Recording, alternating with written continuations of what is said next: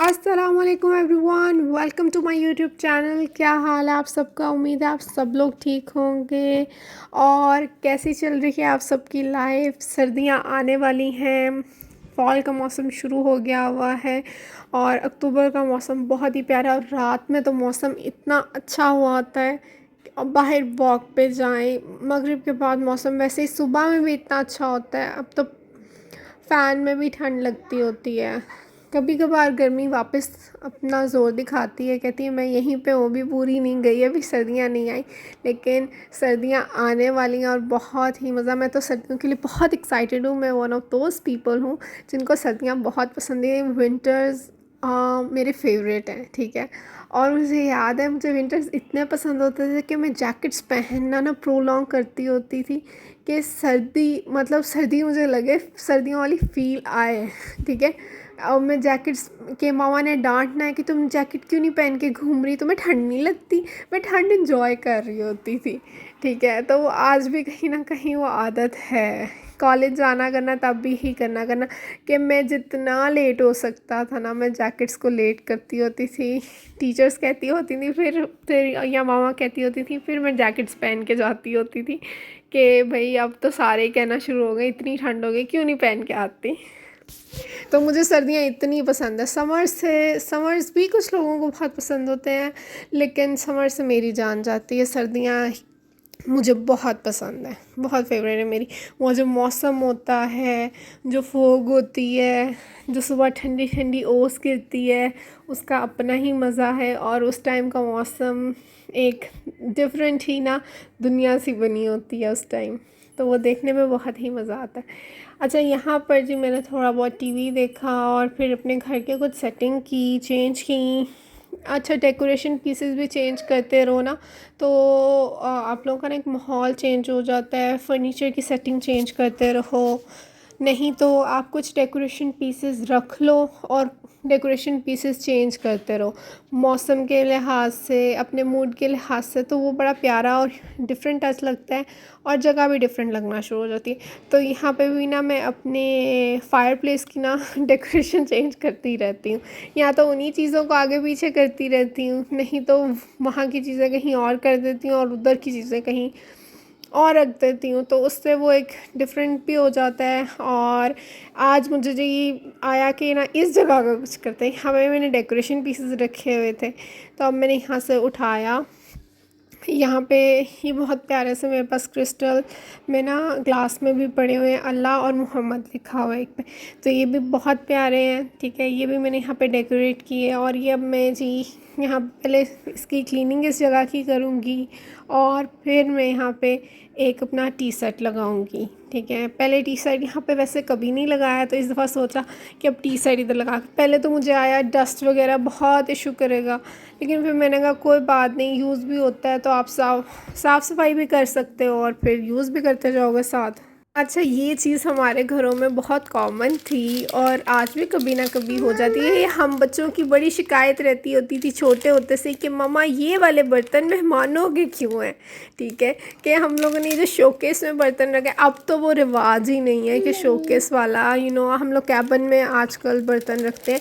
लेकिन पहले टाइम्स में वो एक कबर्ड होती थी, स्पेसिफिकली शोकेस कहते थे, या आप कबर्ड कह लें, जो बर्तनों के लिए स्पेसिफिकली होती थी। और उसका ग्लास स्लाइडिंग डोर होता था और उसमें सारे यूजुअली हमने टी सेट्स, डिनर सेट्स रखे होते थे, ग्लास सेट्स रखे होते थे कि ये जी स्पेसिफिकली जब गेस्ट ने आना है, इम्पॉर्टेंट लोगों ने आना है, तो जी ये तब हमने निकाल के ये यूज़ करना है। अब तो ये चीज़ बहुत कम हो गई है और अच्छी बात है, कम हो गई। हमें खुद भी यूज़ करने चाहिए और मेहमानों के सामने भी अच्छी चीज़ यूज़ करनी चाहिए। खुद भी तो बंदा वो यूज़ करे ना डेली लाइफ में, खाली मेहमानों के लिए थोड़ी ना रखे।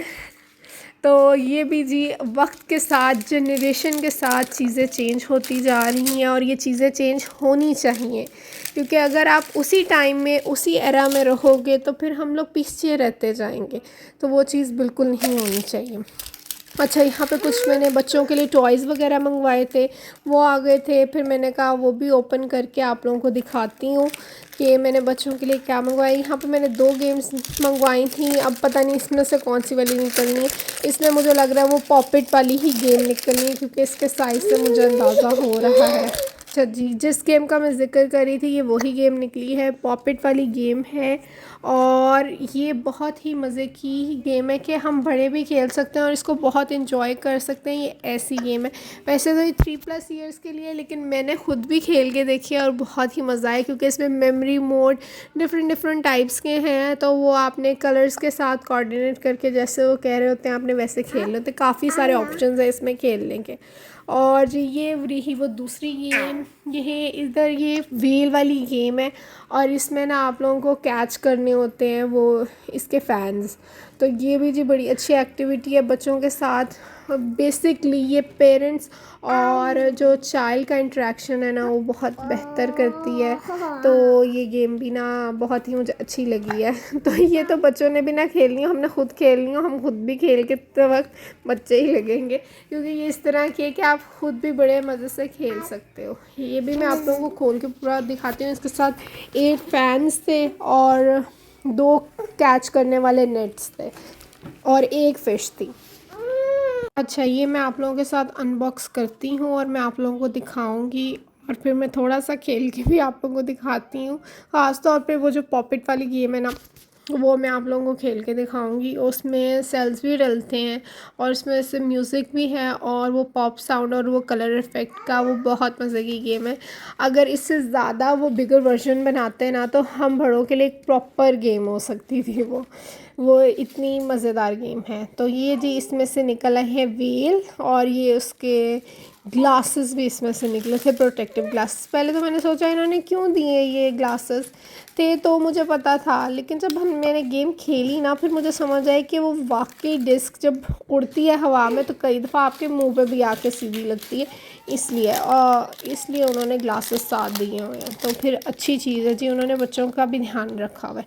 और ये देखें जी, ये ऐसे खेलते हैं, मेमोरी मोड है, डिफरेंट मोड्स हैं और जो सा लोग सिलेक्ट करेंगे वो ऑन होगा और वही आप लोग खेल सकते हैं। आप अपना सीक्वेंस भी कस्टम कर सकते हैं और डिफरेंट। और ये जी मैं नेट में डालने की कोशिश कर रही थी, नेट वो जो उसकी हुक्स थी ना उसमें डालने की कोशिश कर रही थी ताकि ये नेट सही से अटैच हो जाए और मैं इसके साथ कैच कर सकूँ।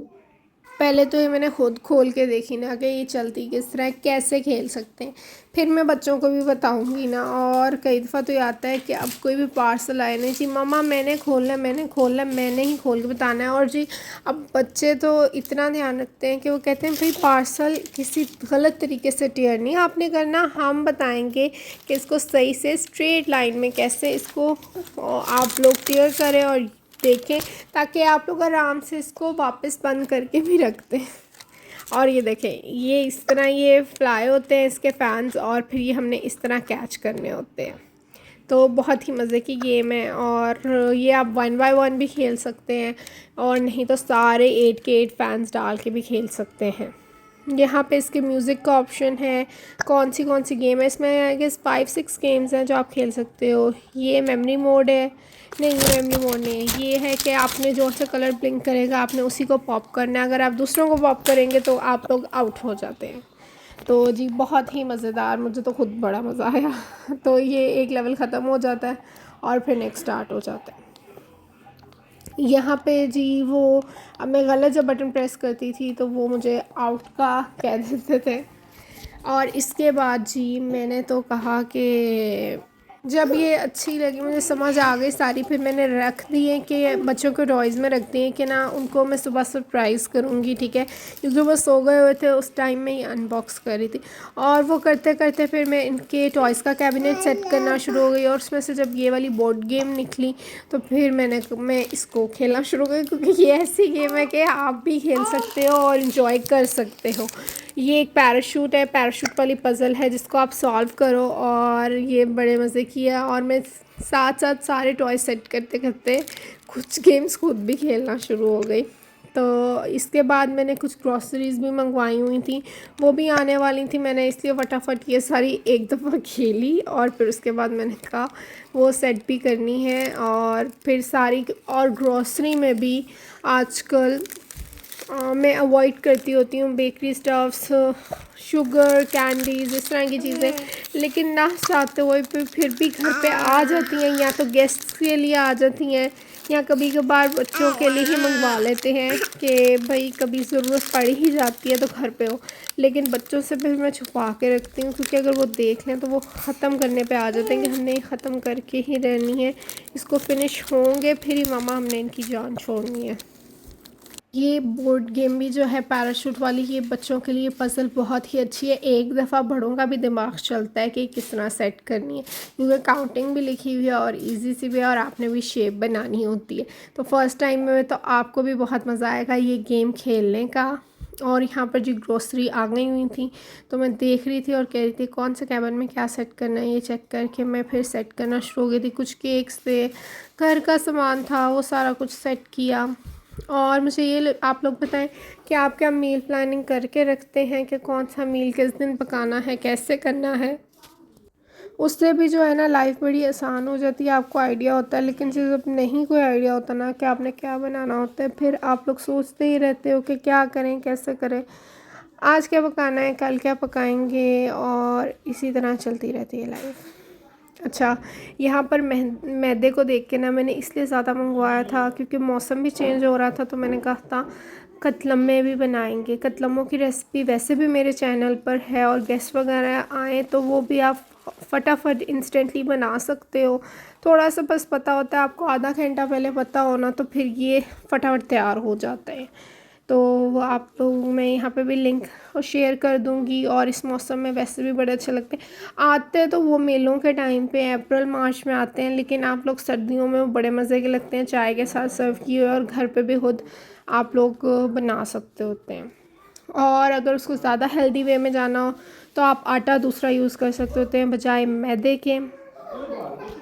अच्छा, ये स्पाइस रैक्स मैंने इंस्टॉल करवाए थे, लेकिन इस किचन में मेरा खाना पीना इतना कम पकता है, या ना के बराबर ही पकता है, कि मैंने यहाँ पे कभी स्पाइसेस रखे ही नहीं। मैं अपने दूसरे किचन में ही स्पाइसेस वगैरह रखती हूँ जहाँ पे यूजुअली कुकिंग होती है। तो ये फिर मैं ग्रोसरी स्टोर करने के लिए यूज़ कर लेती हूँ, या कुछ और ऐसी स्पाइसेस रखनी हो, मतलब अचार रखना हो, हनी रखना हो, पिकल्स और चीज़ें इस तरह की भी छोटी मोटी रखनी हो वो रख ली, कोई सीजनिंग रख ली, या ड्राई फ्रूट्स रख लिए वो रख लिए, नहीं तो फिर जिस तरह आप ग्रोसरी आई थी वो रख ली। चलें जी, फिर मिलूँगी आप लोगों से अगली वीडियो में, तब तक मुझे दें इजाज़त, और मेरे चैनल को इसी तरह सपोर्ट करते रहें, लाइक करें, शेयर करें। चलें फिर, अल्लाह हाफ़िज़।